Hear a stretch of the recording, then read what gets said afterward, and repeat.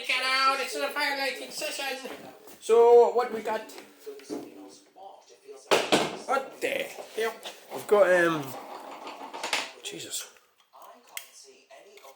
So we've got,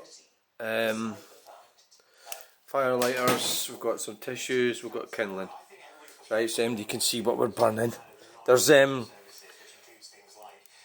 logs like that.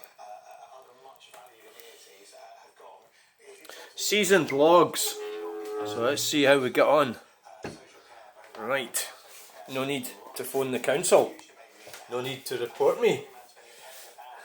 Well, reporting my log burner. So my log burner is the culprit for daring to stay warm. Cutting my gas bill right down. But, hello, welcome to the channel. Anybody who you're going to have to pay compensation, you know that, don't you?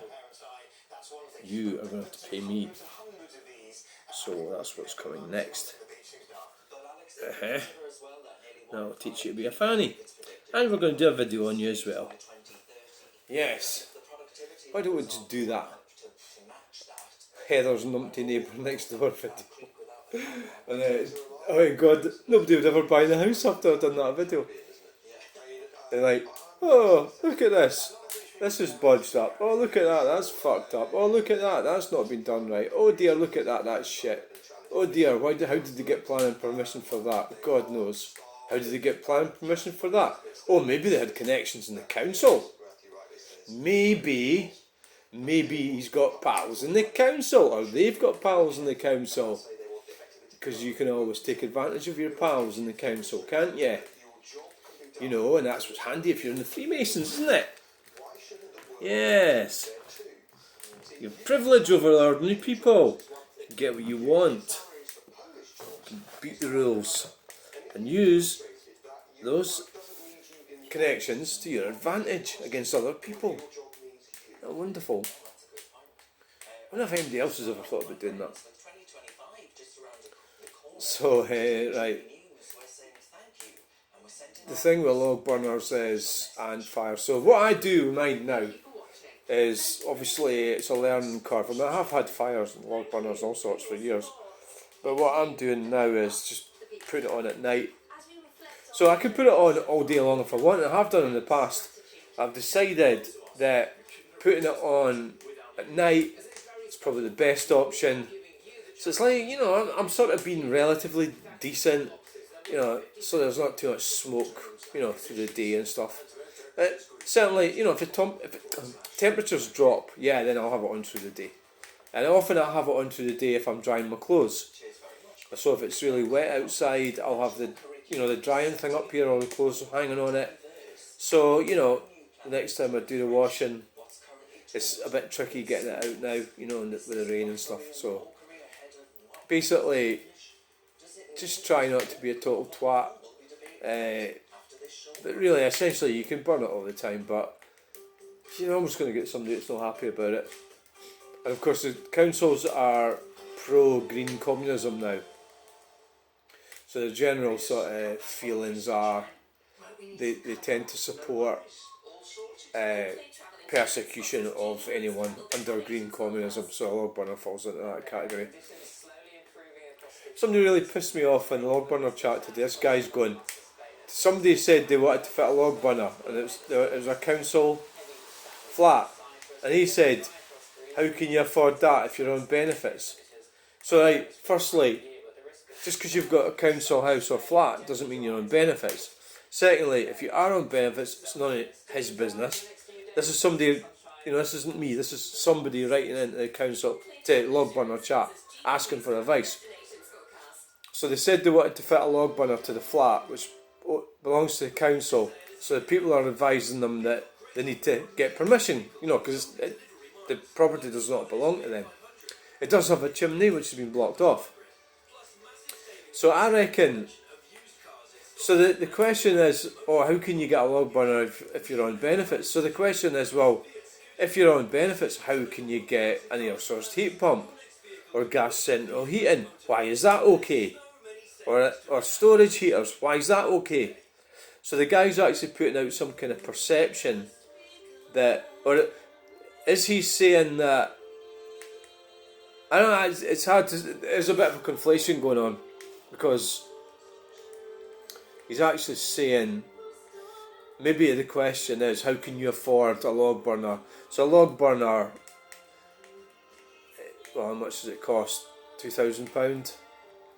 I don't know. Is that the question? Is that what's annoying him? The fact that somebody who's on benefits can afford to pay £2,000. So my question to him would be, why is it okay?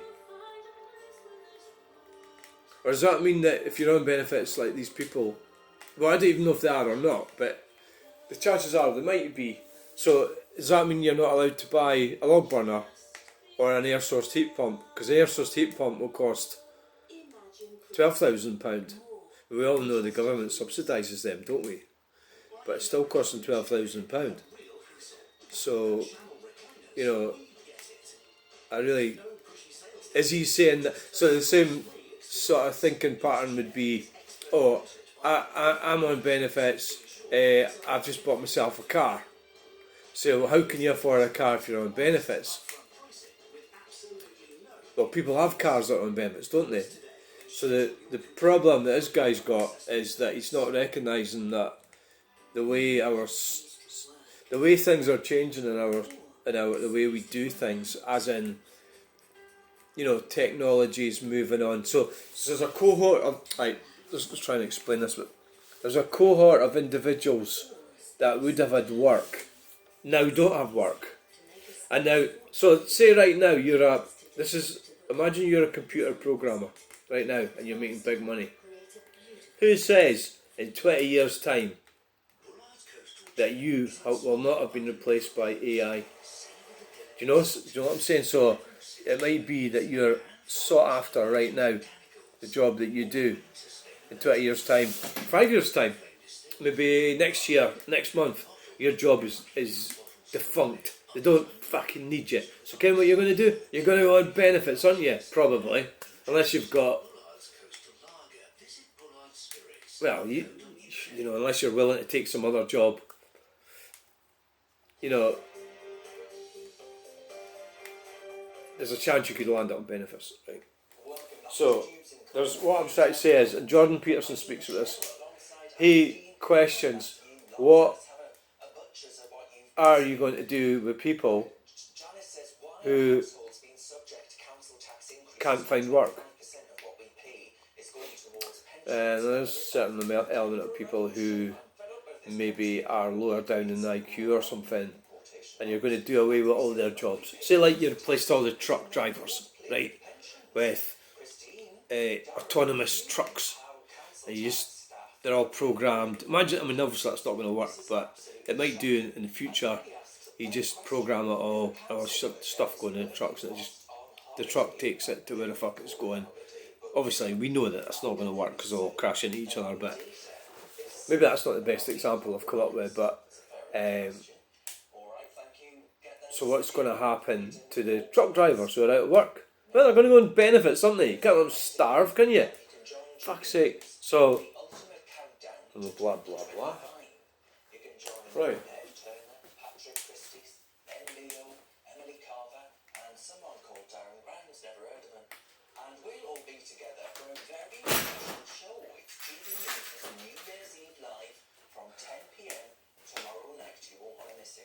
A lot of these things need thinking. I've noticed there's a lot of younger people, so I'm in my late 50s, so a lot of younger ones in their late 30s.